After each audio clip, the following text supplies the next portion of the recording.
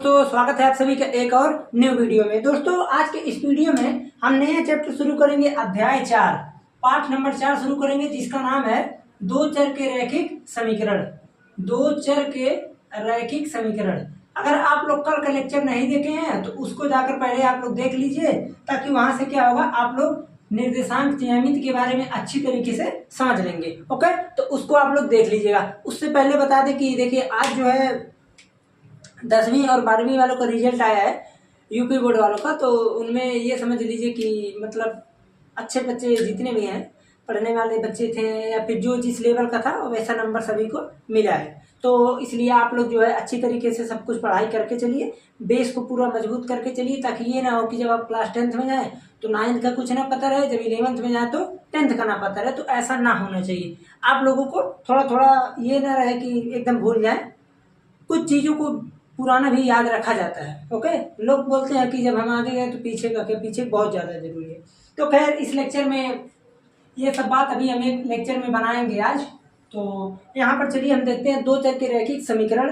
अब पहले तो हम ये जानते हैं, देखिए यहाँ पर क्या है, एकदम बेसिक से स्टार्ट करते हैं ना। जैसे आप लोग क्लास 9th में हैं तो 9th वालों को एकदम बेसिक से चलना तो बहुत अनिवार्य की बात है, नहीं तो ऊपर से जाएगा। देखिए सबसे पहले हम बात करते हैं इसमें चर के बारे में। हम जानते हैं अच्छी तरीके से क्या होता है चर, जिसका मान बदलता रहता है, यानी x y z a b c कुछ भी हम यहाँ पर ले सकते हैं। दो चर के रैखिक समीकरण में जब हम देखेंगे यहाँ पर तो कुछ चीजों को हम फिक्स करके चलेंगे। अभी आप लोग खुद समझ जाएंगे आगे जब हम लिखेंगे। अब यहाँ पर एक चीज हम समझते हैं, रैखिक क्या होता है। रैखिक यानी जिस चर राशि पर पावर कितना हो, 1 हो, तो आप उसे बोलेंगे रैखिक। जैसे हम लिख दिए x पे पावर 1, y पे पावर 1। ओके, इन्हें बोलते हैं हम रैखिक। तो अब आपके मन में एक संशय आता होगा कि समीकरण क्या है। तो समीकरण और बहुपद में एक अंतर है केवल।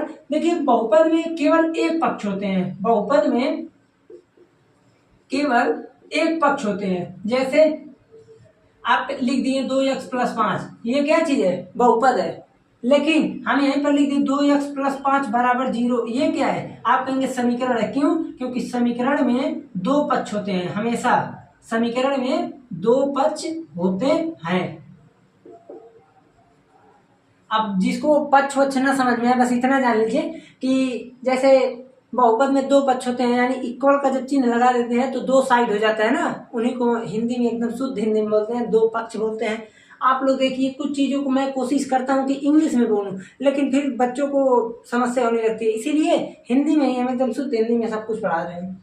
देखिए ये चीज तो हमने इसमें एकदम बेसिक सा स्टार्ट करके सीख लिया कि चर क्या होता है, फिर यहाँ पर रैखिक क्या होता है, फिर समीकरण क्या होता है। इन सभी के बारे में जब हम जान लिए तो अब तो हम ये जानते हैं कि इसकी आवश्यकता क्यों पड़ी। जैसे हम जब कल निर्देशांक का बताए थे तो वहां पर हम आप लोगों को अच्छी तरीके से बताए थे कि निर्देशांक ज्यामिति का जरूरत हमें क्यों पड़ा था और क्या उपयोग है। तो उसी प्रकार से हम ये जानते हैं पहले कि इसका जरूरत क्या पड़ा। देखिए जब कभी भी किन्हीं दो वैल्यू को ज्ञात करना हो तो वहां पर लगता है दो चर के रैखिक समीकरण। आप कहेंगे कैसे? जैसे मान लीजिए ऐसे, मैंने कहा मैं दुकान पर गया, एक पेन खरीदा, एक पेंसिल खरीदा, तो मैं ये देख रहा हूं कि मेरा कुल लग गया 11 रुपए। कुल कितना लगा? 11 रुपए। तो अब आप कहेंगे कि ये कैसे निकलेगा, ये कैसे निकलेगा, हमको तो कुछ समझ में नहीं आ रहा। क्यों? क्योंकि आप कहेंगे कि यहाँ पर दो चीज हमको निकालना है, भाई पेन का भी नहीं पता है, पेंसिल का भी नहीं पता है, तो कैसे निकलेगा। तो इन्हीं सब चीजों को निकालने के लिए, जैसे मान लीजिए एक क्रिकेट है, क्रिकेट जो मैच वैच खेलते हैं सब, क्रिकेट मान लीजिए खेल रहे हैं, कोई बल्लेबाज है, दो पारी में मिलाकर बनाया 120 रन।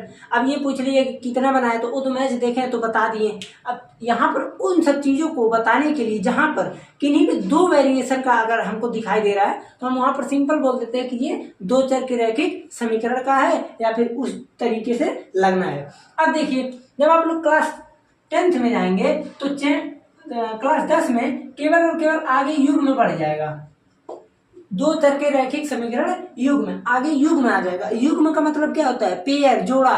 तो जैसे ही हम पेयर की बात करेंगे तो वहां पर आपको दो इक्वेशन मिलेंगे और यहाँ पर केवल और केवल एक ही इक्वेशन मिलेगा। ठीक, इतना आप लोग जान गए, बेसिक हो गया इतना। अब हम बात करते हैं रैखिक समीकरण। तो आपको बता ही दिए रैखिक समीकरण क्या होता है, जिस पे पावर 1 हो। जैसे 2x plus 3 okay equal to 0, 5x minus 9 equal to 0, 6x plus 5 equal to 0। ये सब क्या है? आप कहेंगे कि ये सब रैखिक समीकरण है। रैखिक समीकरण क्यों? क्योंकि पावर एक है और किसी भी इक्वेशन में अगर पावर एक रहता है तो हम कह देंगे कि उसका वैल्यू एक ही निकलेगा केवल। जैसे यहां से निकालेंगे तो कितना आएगा? आप कहेंगे -3/2। यहां से कितना आएगा? आप कहेंगे कि यहां से आ जाएगा x बराबर 9। तो यानी हम ये सिंपल बोल सकते हैं कि कहीं भी हम देख रहे हैं, नहीं 9/5 आएगा ना, कहीं भी अगर मान लीजिए हम कोई भी अगर रैखिक समीकरण देख रहे हैं तो हमको ध्यान ये देना है कि उसमें कितना वैल्यू निकलेगा? केवल और केवल एक। और यहाँ पर हम बात करें कि दो चर के रैखिक समीकरण, कितने चर? दो चर। ये कितना है? आप कहेंगे ये तो एक चर की बात है। अब देख लेते हैं पहले टॉपिक कौन सा दिया है, तब हम आगे चलते हैं। ठीक, इतना समझ नहीं है? ठीक है, अब दिया यहाँ पर डायरेक्टली वही दो चर के रैखिक समीकरण ही। अब देखिए, अब हम बात करते हैं दो चर के रैखिक समीकरण। तो अगर हम बात करेंगे दो चर की बात, दो चर के रैखिक समीकरण, रैखिक क्यों लिखा है? पावर एक रहेगा, नहीं तो दूसरा कुछ बन जाएगा समीकरण। अब देखिए दो चर की मतलब, दो चर का क्या मतलब है? जैसे हम कहते हैं x प्लस वाई बराबर 5 हो जाए। यहाँ पर देखिए एक चर दो चर, हम कहते हैं 2x माइनस 3y बराबर 9 हो जाए। ये अलग है, ये अलग है, अलग अलग है सब कुछ। इन्हें समझिएगा कि एक ही में है। तो मैं जैसे इसका अगर स्टैंडर्ड फार्मूला लिखना चाहूँ, मानक रूप, तो आप कहेंगे इसका मानक रूप क्या होगा? देखिए इसका मानक रूप हो जाएगा ax plus by plus c equal to 0। ये इसका स्टैंडर्ड फार्मूला है। यहाँ पर एक्स वाई ये चीज क्या है? दोनों ये वेरिएबल है और एबीसी क्या है? कांस्टेंट है, कोई नियत नंबर है। तो आप लोग ये कहेंगे कि यहाँ पर ये कौन सी बात हुई? एबीसी तो कांस्टेंट हो गया। तो जब कहीं भी अगर मान लीजिए किसी नंबर को, किसी लेटर को कांस्टेंट बनाया जाएगा तो वो चीज बोल दिया जाएगा पहले से ही। ओके, तो देखिए ये चीज हो गया दो चर के रैखिक समीकरण हमने देख लिया। तो अब हमको पढ़ना क्या है इसमें, इस चैप्टर में आगे, कि दो चर के रैखिक समीकरण को सॉल्व कैसे करते हैं। क्या करना है हमको? इसका सलूशन करना है, सॉल्व करना है, कैसे वैल्यू निकलता है ये देखना है। इसमें केवल और केवल इस चैप्टर में आप लोगों में यही करना ही है। ओके, और आगे जब चलेंगे क्लास 10 में तो वहां पर सब कुछ निकलेगा, लेकिन यहाँ पर हम किसकी बात करेंगे? केवल और केवल एक समीकरण की। ओके, जैसे मान लीजिए अभी तो खैर रैखिक समीकरण में एकदम आसान आसान सा दे रहा है। जैसे देखिए मान लीजिए मैंने एक उदाहरण लिखा, मैं कह दिया कि कुछ इस प्रकार से है 2x plus 3y equal to 4.35। मैं बोला ऐसा है, यहाँ पर आप किसकी वैल्यू बताइए? ए बी सी की वैल्यू बताइए, ए बी सी का वैल्यू। आप कहेंगे ये कौन सी बात हुई? यहाँ पर हमको स्टैंडर्ड रूप पता चल गया है, a x plus b y plus c equal to 0 ऐसा रहना चाहिए। अगर ये इधर है इसको इधर भेज लीजिए, 2x plus 3y equal to, नहीं सॉरी -4.35 बराबर 0। तो a बराबर 2, b बराबर 3, c बराबर -4.35। इस प्रकार से किसी भी वैल्यू को, ए बी सी की वैल्यू को आराम से निकाल सकते हैं। अब देखिए आप लोगों में केवल और केवल यही है, ये नहीं है कि इससे आगे कुछ भी चीज नहीं है। लेकिन एक दो हम थोड़ा और बता दें आप लोगों को ताकि कंफ्यूजन ना हो। मान लीजिए कल को देखें तो आप लोग कहें नहीं ये सवाल देख के कंफ्यूजन लग रहा है, तो ऐसा नहीं होना चाहिए। जैसे अब देखिए ये अगर भीग जाएगा तो गड़बड़ हो जाएगा। वैसे अगर हम फैन ऑन कर देंगे, जैसे इसको फैन अगर ऑन किए तो तुरंत सब आवाज माइक में कैच कर लेगा। जैसे हम लिख दें x minus 5 equal to √3y, ये कैसे होगा? तो देखिए आपको करना क्या है, सबसे पहले स्टैंडर्ड फार्मूले के रूप में लिखना है। देखिए इस प्रकार से हो गया ना। अब यहां से हम स्टैंडर्ड रूप लिख लेंगे, a x b y plus c equal to 0। A बराबर 1, बी बराबर माइनस का √3, सी बराबर माइनस का 5। देखिए ये चीज हो गया कि नहीं? तो यहां से हमको जो भी चीज निकालना है, वैल्यू जो भी वैल्यू निकालना है, उन सब चीजों को ध्यान पूर्वक करेंगे तो आसानी से आ जाएगा। ठीक, बहुत ही आसान था, यहाँ पर कोई समस्या आप लोगों को नहीं होनी चाहिए। अब जैसे देखिए अभी एक चीज और मैं बता दे रहा हूँ, आप लोगों को पूरे प्रश्नावली के प्रश्नों को मैं कोशिश ये करूंगा कि इसी लेक्चर में खत्म कर दें, क्योंकि बहुत ही छोटा छोटा है। देखिए अभी कितना मिनट का लेक्चर हुआ, ठीक, देखिए अभी तो 10 मिनट का हुआ। तो जैसे मान लीजिए अब अगर एक कंडीशन दे रहा है, जैसे प्रश्नावली 4.1 का 2 ही प्रश्न दिया है। इसमें देखिए पहला प्रश्न बोल रहा है कि एक नोटबुक की कीमत एक कलम की कीमत से दोगुनी है, तो इसका आप लोग रैखिक समीकरण बनाइए। भाई देखिए मैं बताता हूँ, ऐसा प्रश्न मैं आप लोगों को 2-3 बता देता हूँ जिससे आप लोग कर ले जाएंगे। जैसे मैं बोल दूं कि एक कलम का मूल्य एक कलम का मूल्य एक पेंसिल की मूल्य का 2 गुना है। तो कह दिया अगर समीकरण बनाइए, तो देखिए आपको करना क्या है। सबसे पहले आपको 2 चीज जानना चाहिए, एक होता है स्वतंत्र, एक होता है परतंत्र। स्वतंत्र क्या होता है, जैसे हमारा भारत क्या है, स्वतंत्र है। स्वतंत्र का मतलब क्या है, और 1947 के पहले क्या था अब तो आप जान ही गए। तो उसी प्रकार से होता है स्वतंत्र और परतंत्र। परतंत्र यानी हम एक प्रकार से बोल सकते हैं कि जब हम किसी के अधीन रहते हैं तो हम वहां बोल देते हैं परतंत्र। और स्वतंत्र क्या होता है, जब हम किसी के अधीन ना रहे, जो मन करे वो करे, कोई बोलने वाला नहीं है, तो उसे बोलते हैं स्वतंत्र। जैसे मैं आपसे ये बोल दूं कि अभी आप क्लास 10th में हैं, आप किसके अधीन हैं, आप कहेंगे हम तो पेरेंट्स के अधीन हैं। भाई अगर पेरेंट्स हमको ये कहें कि हम पैसा ही नहीं देंगे, पढ़ाएंगे ही नहीं, ये नहीं करेंगे, वे नहीं करेंगे, तो क्या होगा, जो कहेंगे वही हमको करना पड़ेगा, क्योंकि हम परतंत्र हैं, स्वतंत्र तो है नहीं। तो उसीलिए आपको करना क्या है, वो ये 2 टर्म आपको आना चाहिए, स्वतंत्र और परतंत्र। उसके बाद आप ये कर ले जाएंगे। जैसे देखिए एक कलम का मूल्य एक पेंसिल के मूल्य का 2 गुना है, ये अलग है। तो अगर एक कलम का मूल्य पेंसिल के मूल्य का 2 गुना है, इसका क्या मतलब हुआ। आप कहेंगे अगर पेंसिल का मूल्य 1 रुपया है तो कलम का 2 रुपया हो जाएगा। भाई अगर पेंसिल का 5 रुपया है तो कलम का 10 रुपया हो जाएगा। यानी पेंसिल का जो भी है कलम का उसका 2 गुना है। पेंसिल का जो भी चीज है कलम का क्या है, उसका 2 गुना है। तो आपको ये कंडीशन आना चाहिए। ये कंडीशन क्लास 10 में बहुत ज्यादा मिलेगा आप लोगों को, इसी चैप्टर में मिलेगा, 2 चर के रैखिक समीकरण युग में मिलेगी। ओके, तो एक एग्जाम्पल दिया था, एक एग्जाम्पल हम और ले लेते हैं, 1-2 एग्जाम्पल लेकर समझा दें, जैसे ये ना हो कि जल्दी ही भूल जाए। आप लोग आसानी से आराम से सब कुछ समझते रहिए, तब हम बता देते हैं। जैसे देखिए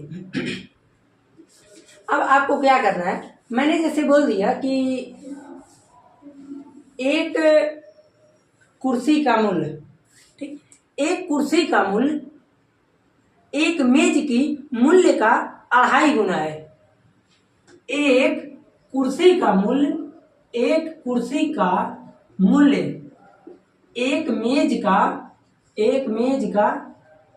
2.5 गुना है, यानी 5/2 गुना है। तो कैसे होगा, आप कहेंगे कि मैं ये देख रहा हूं कि एक कुर्सी का मूल्य एक मेज का, किसका, एक मेज का। तो अब देखिए करना क्या है, अभी तक तो ये आप लोग समझ लिए ना, 1 गुना 2 गुना। अब इसको थोड़ा चलते हैं अपने भाषा में, जिस भाषा में हमको इसमें लिखना है। तो आपको करना क्या है, देखिए जो चीज स्वतंत्र है, जैसे एक कुर्सी का मूल्य एक मेज का, तो आप मानेंगे, देखिए सपोज यानी लेट सपोज, माना क्या चीज हमने कि एक मेज का मूल्य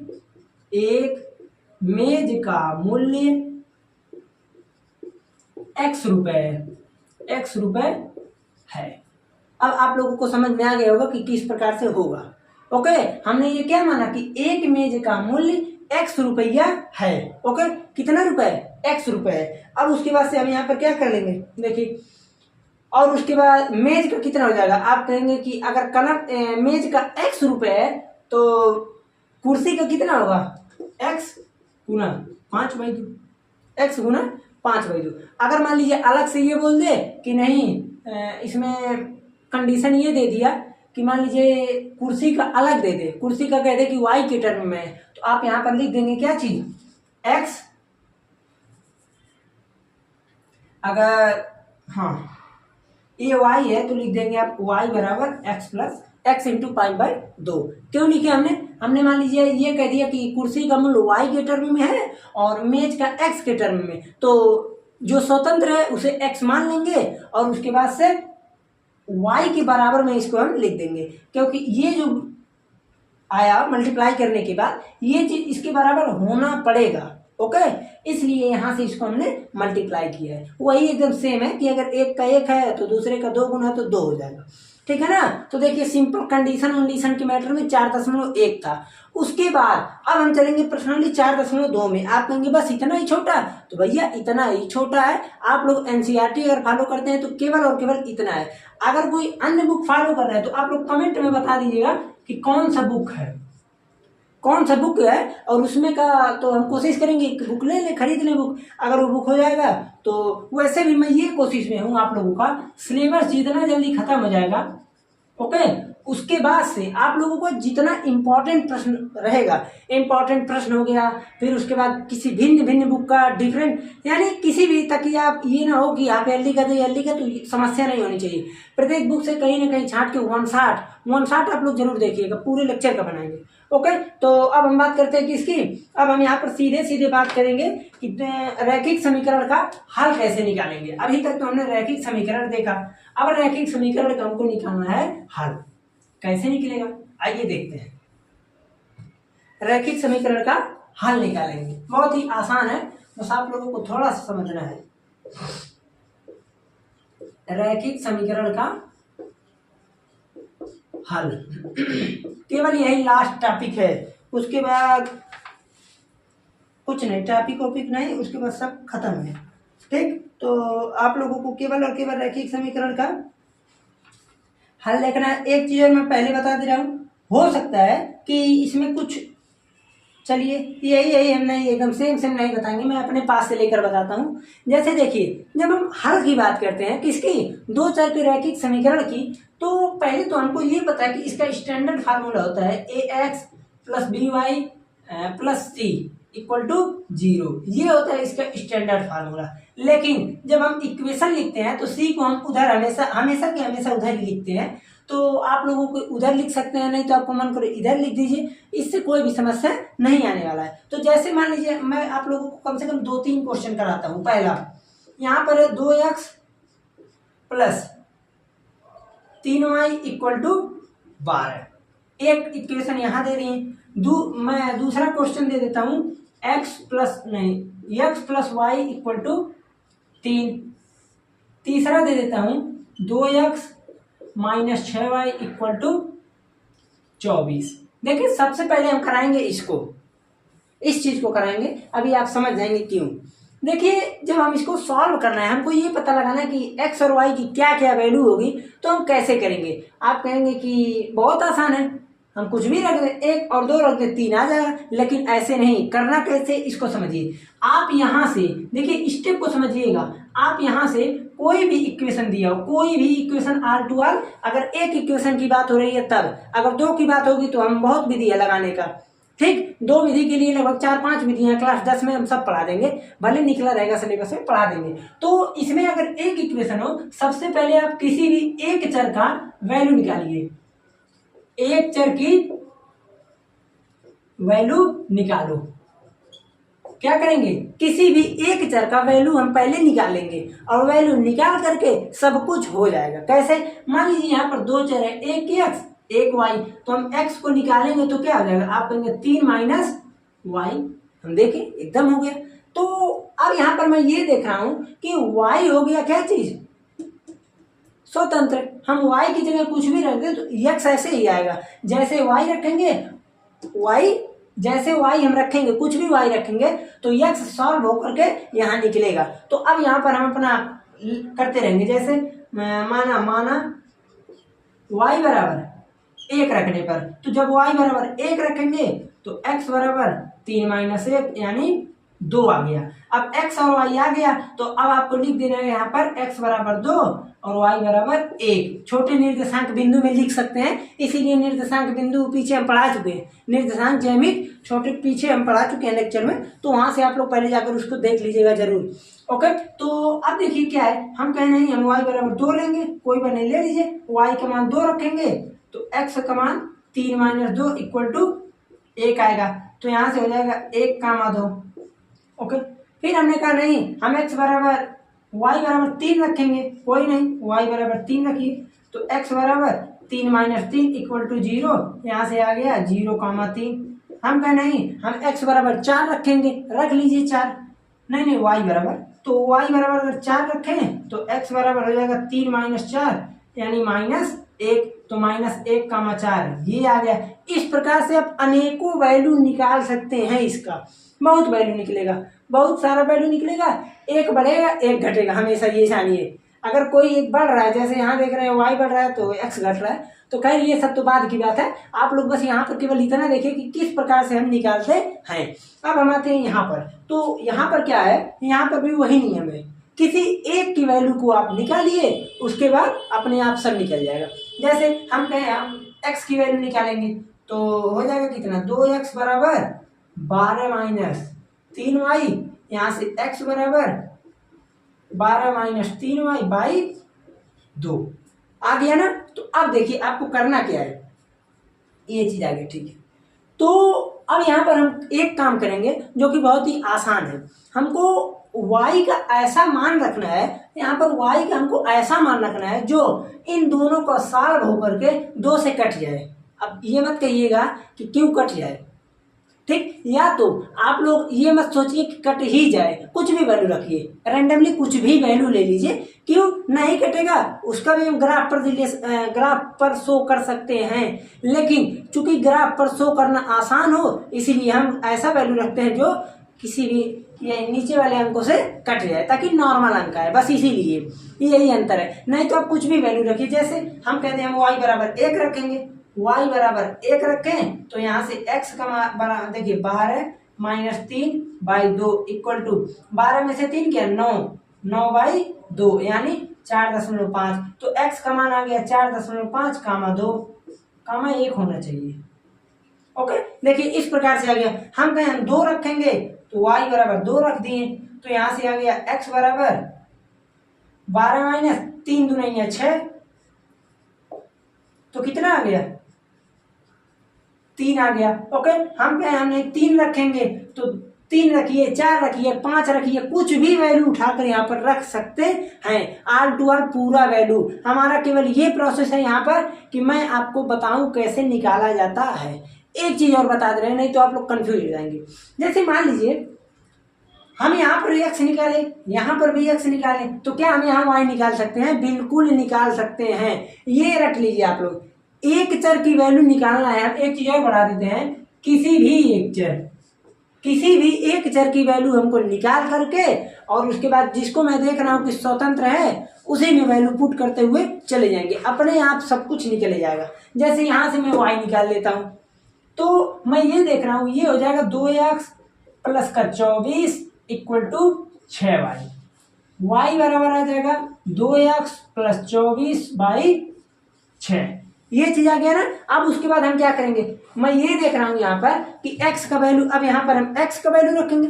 x का मान कुछ भी रख सकते हैं। मान लीजिए मैं लिख दूँ x बराबर 0 रखने पर, तो 0 रखेंगे तो y बराबर 2 × 0 0, तो 24/6 = 4 आ गया। ओके, तो यहाँ से बिंदु मिल गया 0,4। दिख रहा है कि नहीं? चलिए ठीक है।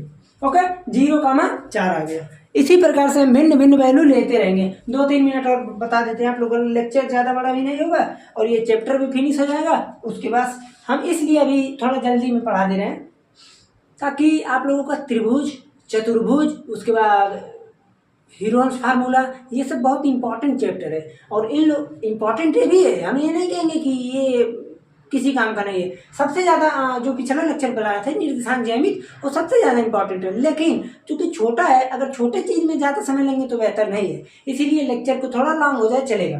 देखिए करना क्या है, यहाँ x का मान 0 रखें, हम यहाँ x का मान मान लीजिए 1 रख दें तो कितना होगा? आप कहेंगे कि y बराबर 2 × 1 = 2। भाई ऐसे रखा जाता है, आप लोग देख लीजिए, वैसे 8 में सब पढ़े होंगे। 2 और 24 2 26/6, यहाँ से आ गया 13/3।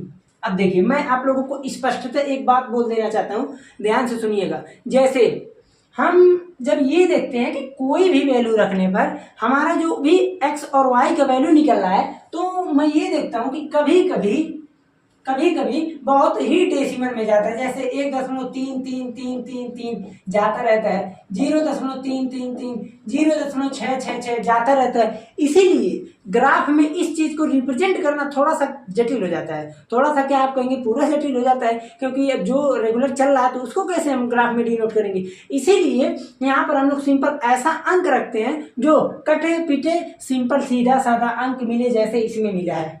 ओके, अगर पॉइंट में जाएगा तो पॉइंट में ग्राफ पे हम शो कर सकते हैं, ऐसी बात नहीं है, लेकिन स्पष्टता शो नहीं होगा। ओके, जैसे मान लीजिए मैं आप स्केल देखे है ना, इसी चीज को बता देता हूँ, ये सब आप लोग समझे गए। आप लोग प्रश्नावली के प्रश्नों को आराम से लगा सकते हैं। एक प्रश्न मैं और बता देता हूँ, उसके बाद मैं इसको बता रहा हूँ अभी। जैसे देखिए, कभी कभी आप लोगों से ऐसे पूछ लेगा, कह देगा कि के का मान ज्ञात कीजिए, के का मान ज्ञात कीजिए। देख लीजिए, एक नंबर में आ सकता है, ज्ञात कीजिए 2x + 3y बराबर 2k। फिर कह दिया कि जहां x बराबर 2 y बराबर 1 3 है, y बराबर 3 है, तो आपको करना क्या है भैया, ये दोनों वैल्यू उठाकर इसे पुट कर देना है। 2 × 2 + 3 × 3 बराबर 2k, यहाँ से आ गया 4 + 9 = 2k का वैल्यू आ गया 13/2। तो आपको अगर कभी भी ऐसा वैल्यू पूछे कि x और y का दे के k का पूछे, तो ऐसे ही मान उठाकर पुट कर देना है। अब देखिए, जो मैं आपको बताने जा रहा था कि ग्राफ वाला क्यों नहीं होता है, इसको समझ लीजिए, इसके बाद आप लोगों को हो जाएगा छुट्टी। ओके, एक चीज और, आप लोग वीडियो देख लेते हैं, लाइक वाइक नहीं करते हैं, कम से कम थोड़ा बहुत लाइक कर देंगे तो बेहतर रहेगा। ठीक, तो इसमें शर्म नहीं करनी चाहिए, लाइक वाइक कर देना चाहिए, लाइक सब्सक्राइब जो भी करना है। देखिए, अब यहाँ पर समझिए, जो मैं आपको बताना चाहता हूँ, जैसे मैं एक स्केल बना देता हूँ। पहले मान लीजिए एक स्केल है, यहाँ से शुरू हुआ, एक छोटा वाला 1 2 चल रहा है, 3 4 5 6 7 8 9 10 पे होता है 1, सही सही बड़ा वाला 1 यही होता है। स्केल की मैं बात कर रहा हूँ। मैं आपसे कहा ऐसा है, आप इसमें शो कीजिए 0.2। आप कहेंगे कोई बात नहीं, हम 0.2 यहाँ पर लगा देते हैं। 0.2 मैं कहा 0.5 लगाइए, ये सब चीजों को इससे लगाते हैं। मैं बोला ऐसा है 0.5 लगाइए, आप कहेंगे कोई बात नहीं, 0.5 यहाँ पर है, इसको शो मार देंगे 0.5 को। ठीक है, मैंने कहा ऐसा है, अब तुम 0.69 को लगाओ। आप कहेंगे भाई 0.69 कैसे लगेगा, 0.6 ही तक बता ही सकता है, उसके बाद 7 आ जा रहा है। तो इसीलिए अगर मान लीजिए आपका ग्राफ, ये डिपेंड करेगा कि कितना एक्यूरेट है। इसीलिए जो है हम सोचते हैं कि हमारा अंक ज्यादा से ज्यादा हो जाए, तो बस पॉइंट के बाद केवल और केवल एक अंक तक जाए, उसके बाद ना जाए, नहीं तो ग्राफ में सीधा साधा रिलेट शो नहीं हो पाएगा। जैसे अब ये सब तो कुछ हद तक बताया जा सकता है कि चलिए इसके बीच में मार दीजिए, हम कहें 1.33 पे बार बताओ, जाता रहेगा, तब क्या करेंगे 0 कर दे। आप कहेंगे ऐसा है, ये कैसे शो होगा ग्राफ में, तो इसीलिए जो है हम लोग सोचते हैं कि सीधा साधा अंक मिले। ओके, तो आप लोगों का लेक्चर होता है खत्म। अगली लेक्चर में हम मिलेंगे, जो भी चैप्टर होगा अगले लेक्चर में जब हम मिलते हैं, तो उस चैप्टर को हम कोशिश ये करेंगे कि आप लोगों को सिलेबस में जितना डीपली नहीं दिया है, उससे बेहतर डीपली में हम बता रहे हैं आप लोगों को। इसलिए आप लोग ध्यानपूर्वक पढ़िए, जो ना समझ में आए कमेंट में जरूर बताइए।